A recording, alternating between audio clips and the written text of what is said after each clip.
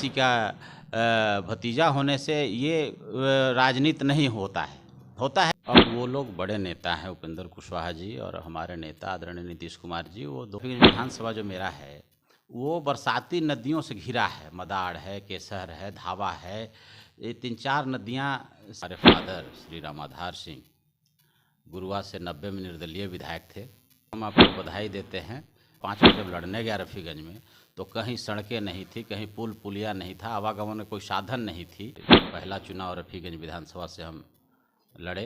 PhD नहीं है, PhD तो हमारी वाइफ डॉक्टर निशा सिंह है। हम तो आपके पिताजी विधायक थे तो आपने भी राजनीतिक जीवन में सफ़र किया, तो आपके बेटे भी क्या राजनीतिक जीवन में आएंगे?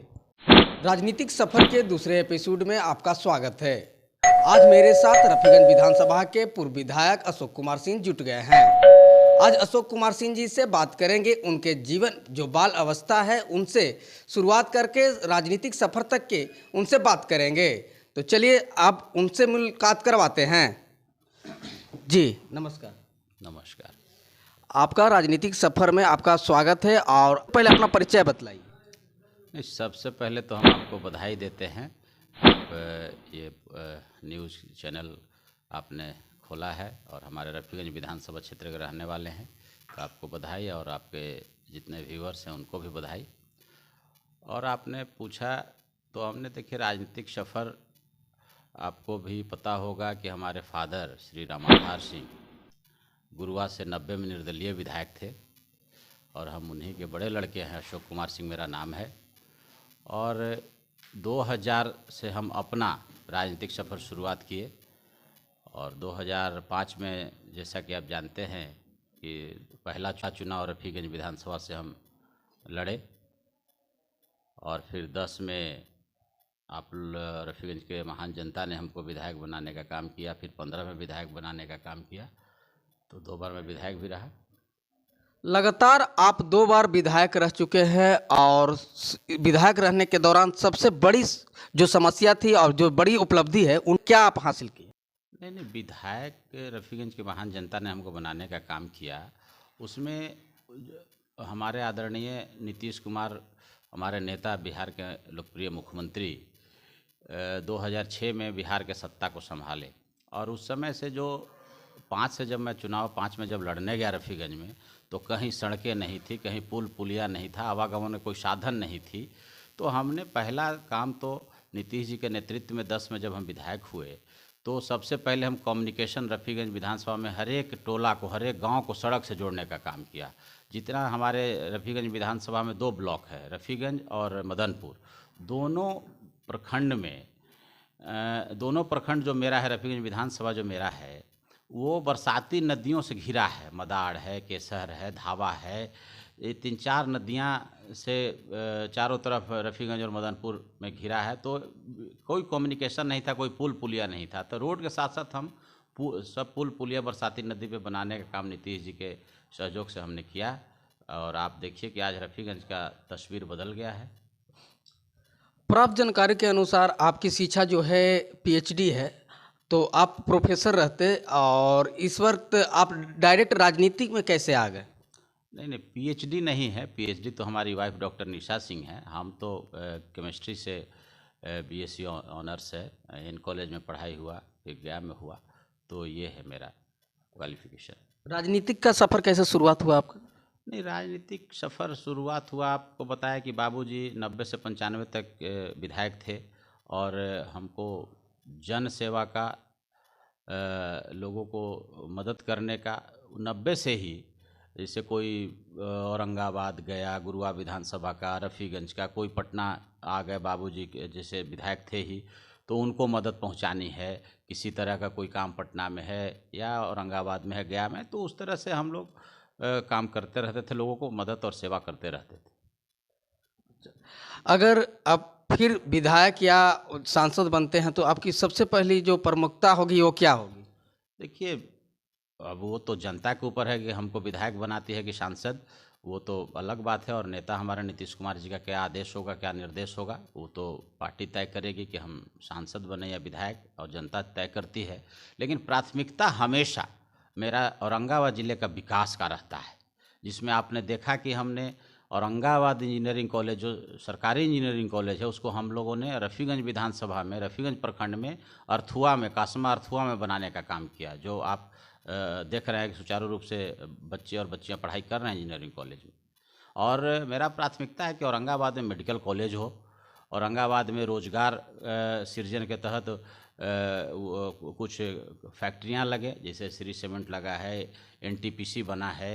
तो उसी तरह से और जो फूड प्रोसेसिंग, हमारा ज़िला किसान प्रधान ज़िला है और 80-90% हमारे यहाँ के औरंगाबाद के लोग किसान पर आधारित हैं, खेती पर आधारित हैं। उसी से बच्चों को पढ़ाना, उसी से बच्चियों को शादी करना। तो वो हम लोग चाहेंगे कि एक किसानों को बाज़ार मिले, किसान का उचित जो पैदावार का उचित मूल्य मिले। ये सब हम लोग प्रयास करेंगे कि कृषि के क्षेत्र में काम हो। और मेडिकल कॉलेज तो प्राथमिकता में है ही, आप जानते भी हैं कि हम प्रयास में लगे हैं कि औरंगाबाद में मेडिकल कॉलेज हो। इंजीनियरिंग कॉलेज तो हो गया, पॉलिटेक्निक कॉलेज माननीय मुख्यमंत्री जी ने करवा दिया। महिला और पुरुष दोनों, बच्चे और बच्चियों के लिए ITI का निर्माण हो गया। तो अब एक सिर्फ मेडिकल कॉलेज ही बाकी है, उस पर हम लोग प्रयास करेंगे। रफ़ीगंज विधानसभा में जो रफ़ीगंज प्रखंड है उसकी मुख्य समस्या क्या है और मदनपुर में मुख्य समस्या क्या है? देखिए, अभी हमारे हिसाब से जो वहाँ समस्या है रफ़ीगंज का, तो एक तो मेरा प्राथमिकता है 2010 से ही कि रफ़ीगंज को अनुमंडल बनाएं। तो माननीय मुख्यमंत्री जी से हमने आग्रह किया 10 में ही। तो जब भी बिहार में प्रखंड या जिला या अनुमंडल बनेगा उसमें रफ़ीगंज को भी अनुमंडल बनने की संभावना है। तो एक तो वो मेरा प्राथमिकता है कि रफ़ीगंज अनुमंडल बने। और दूसरा ये है कि वहाँ जो नगर पंचायत है रफ़ीगंज, बाज़ार है जो हर एक वर्ग का, हिंदू मुस्लिम सारे लोग वहाँ दुकानदार हैं, बिजनेसमैन हैं, सभी वर्ग के लोग, वहाँ जाम का समस्या है। तो रफ़ीगंज में एक बाईपास के हमारे हिसाब से बहुत आवश्यकता है। तो रफ़ीगंज का बाईपास हो कि बाज़ार के लोग अच्छा से बिजनेस कर सके, दुकानदार वहाँ अच्छा से दुकान और बिजनेस चला सके और लोगों का आवागमन में सुविधा हो, इसलिए बाईपास हमारी प्राथमिकता है। और दूसरा, जो आप चलिएगा हाजीपुर गोला के तरफ, तो एक रेलवे का अंदर क्रॉसिंग है, तो उसमें भी हम लोग ROB बनाने का हम लोगों ने विधानसभा में ये करके गैर सरकारी संकल्प के माध्यम से दिल्ली रेलवे डिपार्टमेंट को भेजने का काम किया है। तो एक वो भी है कि उधर के इलाके जो बहुत सारे गांव उधर से लोग जो आते हैं रफ़ीगंज में, तो वो एक रेलवे लाइन के ऊपर ROB बनाने का, जैसा कि आप देख रहे हैं कि रफ़ीगंज में एक ROB हम लोग के प्रयास से बन रहा है गोह रफ़ीगंज सड़क के रेलवे लाइन के ऊपर। तो वो भी 2 प्राथमिकता है, 3 कहिए, एक तो अनुमंडल बनाने का, एक बाईपास का और एक ROB हाजीपुर गोला के पास बनाने। आपके पिताजी विधायक थे तो आपने भी राजनीतिक जीवन में सफ़र किया, तो आपके बेटे भी क्या राजनीतिक जीवन में आएंगे? देखिए, बेटा तो अभी पढ़ाई कर रहे हैं और उनकी इच्छा अभी पढ़ने का, जिस लाइन में जाने का है, अभी इस पर देखिए, राजनीति में आने का है कि आप सेवा का भाव अगर आपके दिल में, आपके मन में होगा तो स्वतः आप राजनीति में, और सेवा के भावना जब आप दिल में रखिएगा तो आइएगा। किसी के बेटा होने से, किसी का भतीजा होने से ये राजनीति नहीं होता है वो अभी तो बात की बात है। अभी जो उपेंद्र कुशवाहा जी हैं जो बोल रहे थे नीतीश कुमार जी को कि हमें MLC बनाकर लॉलीपॉप दिया गया है, एक नई पार्टी बनाए हैं। नहीं, देखिए, अब वो लोग बड़े नेता हैं, उपेंद्र कुशवाहा जी और हमारे नेता आदरणीय नीतीश कुमार जी, वो दोनों एक दूसरे, उपेंद्र जी को भी नीतीश जी ने, उनके राजनीतिक जीवन शुरुआत उन्होंने नीतीश जी के नेतृत्व में ही किया। और हिस्सा और हिस्सेदारी राजनीति में होता नहीं है, लेकिन हम उपेंद्र कुशवाहा जी का सम्मान करते हैं, हमारे नेता आदरणीय नीतीश कुमार जी भी उनको सम्मान करते हैं, छोटे भाई की तरह मानते हैं और मानते थे और मानते हैं भी। तो सवाल ये है कि भाई भाई में है तो एक बार आप मौका मिला, दूसरा बार मौका मिला, तीसरा बार में बड़े भाई का फ़र्ज़ नीतीश जी ने निभाने का काम किया। लेकिन आपको जब वो बड़े भाई मान रहे हैं तो आपको भी छोटे भाई जैसा उनको बड़े भाई छोटे भाई अगर आपको मान रहे हैं नीतीश जी आपको, तो आपको भी उनको बड़ा भाई जैसा सम्मान करना चाहिए। तो जितना बार आप आए, 2 बार 3 बार आए और गए, तो सारा चीज़ तो उन्होंने देने का काम किया ही। छोटे भाई के तौर पर आपको पहला आप जंदाहा से MLA हुए, तो आपको आदरणीय नीतीश कुमार जी ने पहली बार में आपको विधायक दल का नेता बनाया और फिर आप चले गए, फिर आए तो फिर राज्यसभा का सदस्य बनाया, फिर आप आए तो फिर आपको एमएलसी बनाने का काम किया, तो और संसदीय बोर्ड का राष्ट्रीय अध्यक्ष भी आपको बनाने का काम किया। तो हमारे नेता आदरणीय नीतीश कुमार जी ने बड़े भाई की तरह आपको सम्मान देने का काम किया है। और बाकी तो स्वतंत्र हैं लोग आने जाने का, बड़े नेता हैं, जहां उनको अच्छा लगे जहां जाएं। अब हिस्सेदारी, अब आप आए थे तो क्या बोलते थे कि भाई यदुवंशी का दूध और कुशवाहा का चावल मिलकर खीर बनेगा और पूरा बिहार के लोग इसको खाएंगे। तो आप अचानक से क्या हो गया, तेजस्वी जी के खिलाफ बोलने लगे, आप नीतीश जी के खिलाफ बोलने लगे। कल आप माननीय नीतीश कुमार जी को प्रधानमंत्री बना रहे थे, आज आदरणीय मोदी जी को प्रधानमंत्री बना रहे हैं। तो आप अपना ही बयान को देखिए और आप ही के बयानों पर विरोधाभास रहता है, जनता जानती है, समझती है। तो और बाकी तो भाई दोनों बड़े नेता हैं, उपेंद्र जी भी बड़े नेता हैं और हमारे नेता माननीय नीतीश कुमार जी हम लोग का अभिभावक गार्जियन है, वो तय करेंगे। इनको अलग चले जाने से क्या पार्टी को नुकसान होगा? देखिए, जनता बहुत समझदार हो गई है।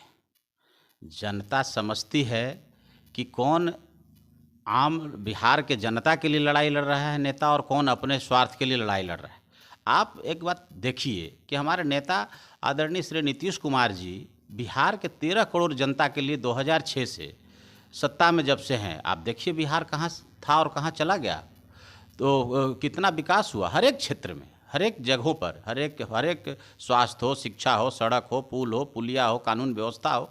तो उनको अपना तो नहीं चाहिए, अपना उनका कोई परिवारवाद, कोई बेटा बेटी तो राजनीति में स्थापित तो नीतीश जी को तो नहीं करना है। तो वो तो बिहार के 13 करोड़ जनता के लिए दिन रात सोचते हैं, 24 घंटा काम करते। आप अभी देखिए कि समाधान यात्रा में आम जनता से जुड़ करके, पूछ करके, मिल करके, आवेदन लेकर के अपने हाथों से वो काम कर रहे हैं। लेकिन बाकी लोग तो क्या कर रहे हैं, जनता तय करेगी कि आपको चाहिए, आप हिस्सेदारी में आपको पद चाहिए कि आप अपने समाज के लिए बात करते हैं, बिहार के जनता के लिए करते हैं, जनता तय करेगी। अभी हम लोगों ने राजनीति के सफ़र के दूसरे एपिसोड में रफीगंज विधानसभा के पूर्व विधायक अशोक कुमार सिंह से खास बातचीत की। खास बातचीत के दौरान उन्होंने औरंगाबाद जिले के विकास के कार्यों के बारे में बतलाया तथा उनकी क्या सोच है, किस तरह से विकास की जाए रफीगंज विधानसभा में और औरंगाबाद जिले में, कैसे लोगों को रोजगार मिले, इन सभी मुद्दों पर बात किया।